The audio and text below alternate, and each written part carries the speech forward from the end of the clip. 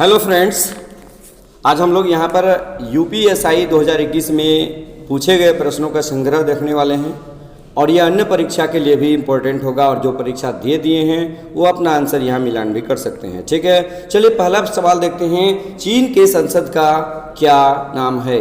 ठीक है, ये क्वेश्चन पूछा गया है यूपीएसआई में। चीन के संसद का क्या नाम है? तो इसका आंसर होगा नेशनल पीपुल्स कांग्रेस। यदि आप नेशनल पीपुल्स कांग्रेस लगाएं तो इसका सही आपका उत्तर सही माना जाएगा।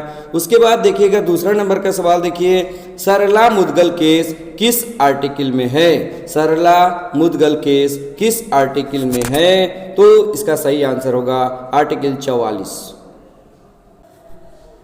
ठीक है, अब देखिए इसमें आर्टिकल 44 में सरला मुद्गल केस के बारे में वर्णन है। उसके बाद तीसरा नंबर देखिएगा, तीसरा नंबर है आपका कालिंजर का किला किस राज्य में है? कालिंजर का किला किस राज्य में है? तो इसका सही आंसर होगा मध्य प्रदेश। इसका सही आंसर क्या होगा? मध्य प्रदेश।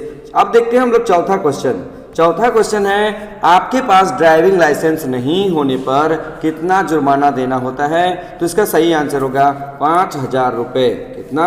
5,000 रुपये आपको जुर्माना देना पड़ सकता है। ठीक है, अगला नंबर का सवाल देखिएगा, पर्यावरण संरक्षण अधिनियम।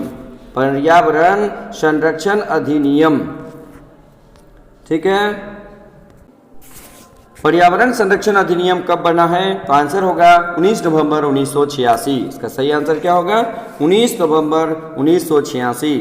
छठा नंबर का सवाल देखिएगा, विटामिन डी का वैज्ञानिक नाम क्या है? तो इसका सही आंसर होगा कैल्सीफेरॉल। ठीक है, अगला सवाल देखिएगा 7 नंबर का, कि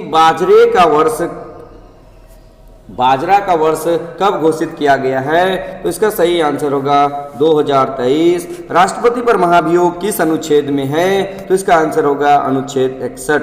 ठीक है, ये बहुत इंपॉर्टेंट क्वेश्चन है। राष्ट्रपति पर महाभियोग किस अनुच्छेद में है? तो इसका आंसर होगा अनुच्छेद 61। ठीक है, अगला सवाल देखिएगा, स्लाइनेक्स एक्सरसाइज। स्लाइनेक्स एक्सरसाइज किसके बीच होता है? यानी कि कौन से दो देशों के बीच स्लाइनेक्स एक्सरसाइज होता है? तो इसका सही आंसर होगा भारत एवं श्रीलंका। किसके बीच होता है? भारत एवं श्रीलंका के बीच होता है। ठीक है, अगला देखिए 10 नंबर का सवाल है। 10 नंबर का सवाल है, भारत का पहला जेंडर पार्क किस राज्य में बनाया गया है? आंसर होगा केरल। इसका सही आंसर क्या होगा?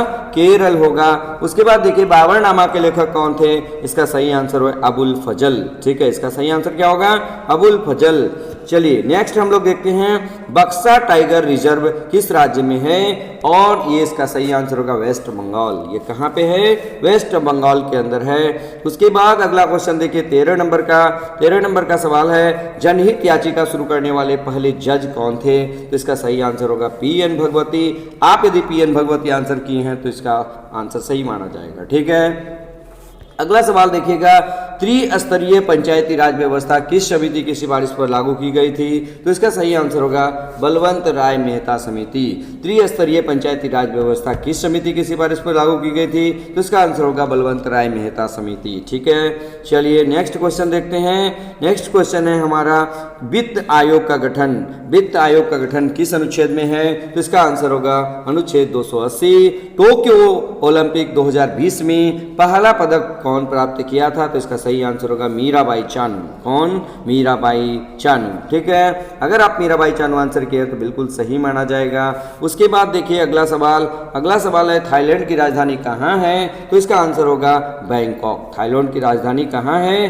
बैंकॉक है। उसके बाद 17 नंबर का सवाल देखिएगा, GST किस संविधान संशोधन द्वारा लागू किया गया? इसका आंसर होगा 101वां संविधान संशोधन। ठीक है, अब जैसे देखिए अगला सवाल कि टोक्यो ओलंपिक लॉरेंस पुरस्कार किसे दिया गया है? तो इसका सही आंसर होगा मोहम्मद यूनुस, जो बांग्लादेश के रहने वाले हैं। रामाप्पा मंदिर किस राज्य में है? तो रामाप्पा मंदिर केरल राज्य में है। ठीक है, अगला सवाल देखिएगा।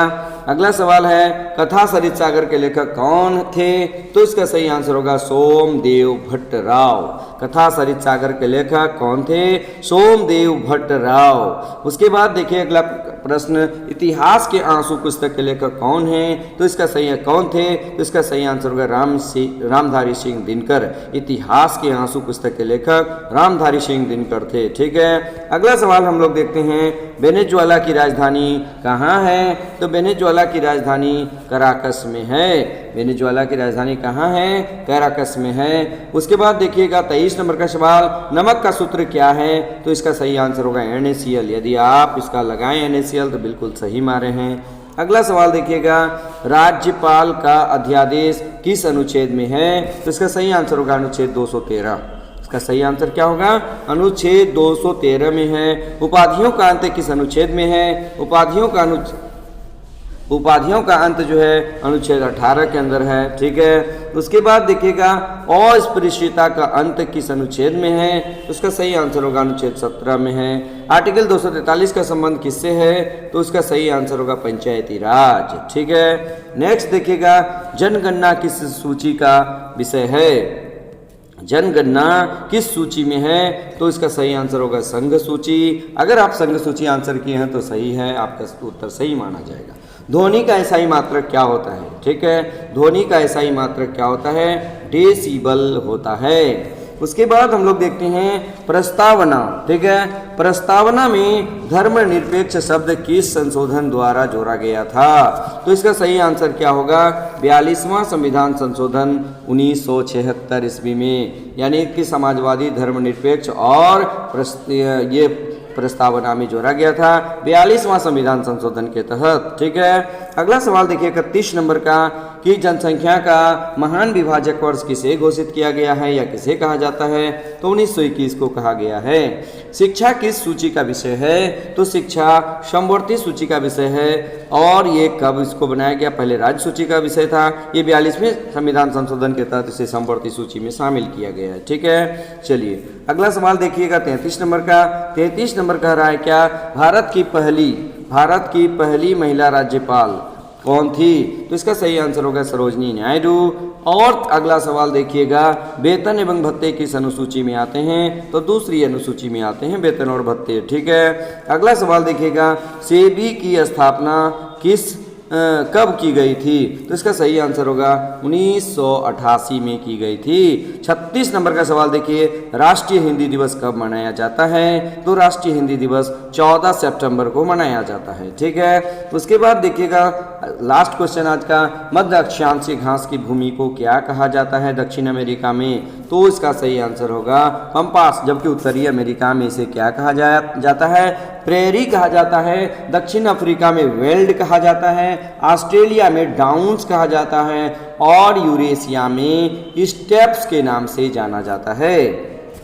ठीक है। तो इसका सही आंसर क्या हो जाएगा? मध्य अक्षांशीय घास की भूमि को दक्षिण अमेरिका में पंपास कहा जाता है। ठीक है। तो आज हम लोग 37 प्रश्न को यहाँ पे देख लिए। ये 12 तारीख के एग्जाम का है, 12 नवंबर के एग्जाम का है। आपको प्रतिदिन शिफ्ट या प्रत्येक शिफ्ट का क्वेश्चन आपको दिया जाएगा। ठीक है। आप वीडियो को देखते रहिएगा। यदि आप हमारे चैनल में नहीं हैं तो उसे सब्सक्राइब कर दीजिएगा ताकि आपको हर लेटेस्ट वीडियो मिलता रहे। ठीक है। और मैं ये भी बता दूं कि ये जो एग्जाम यूपीएसआई में पूछा गया है तो निश्चित रूप से बिहार एसआई के लिए ये बहुत ही इंपॉर्टेंट है, एसएससी जीडी के लिए बहुत इंपॉर्टेंट है। आप इसको भी कलेक्ट कर लीजिए, निश्चित रूप से इसे 1-2 सवाल रहेगा ही। ठीक है। बस आज के वीडियो में इतना ही। धन्यवाद।